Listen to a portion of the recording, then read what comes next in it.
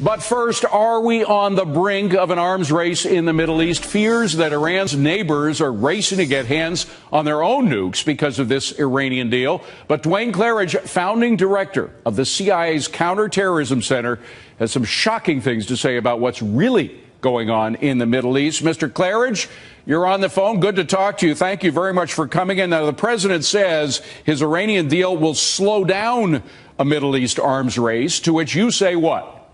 This is simply another foolish assertion of Obama. He must think that the majority of the Americans are as ignorant as the Americans who vote for him. I mean, this is absolute nonsense. It will create an arms race. Well, specifically where? A lot of people, Mr. Claridge, have talked about Saudi Arabia. They certainly have more money than anybody in the Middle East. Are you concerned about the possibility they may get a nuclear bomb? Saudis already have the bomb. But people fail to remember. Hold on a second, Mr. Claridge. Let me just emphasize that point, because that's an important point. You say Saudi Arabia already has a nuclear bomb? Or several.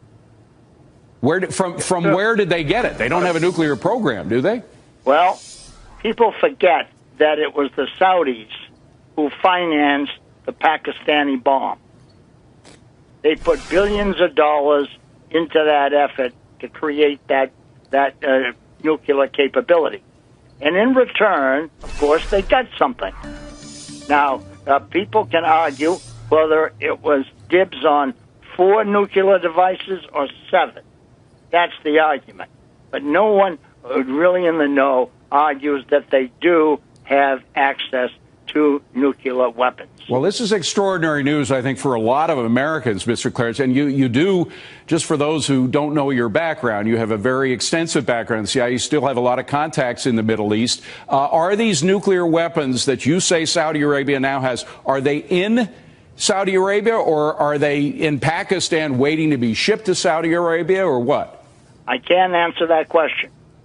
But what I can say is that people argue whether the Saudis could actually deliver the weapons to Iran. I say they could. They have a capability with their F-15s, and don't forget the Chinese missile system that sits in the middle of the desert of Saudi Arabia, which has been kept up to date.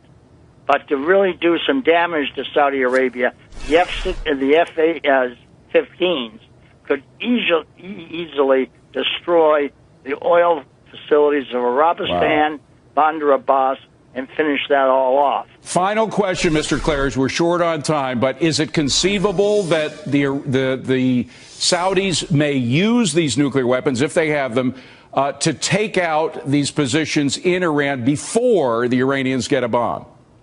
I cannot answer that question. But I think if you sit around some evening on your patio with a fine glass of vintage port and a fine cigar, you may be able to come up with the answer yourself. All right. Dwayne Claridge, a legend in the CIA. Dwayne Claridge, thank you very much for joining us.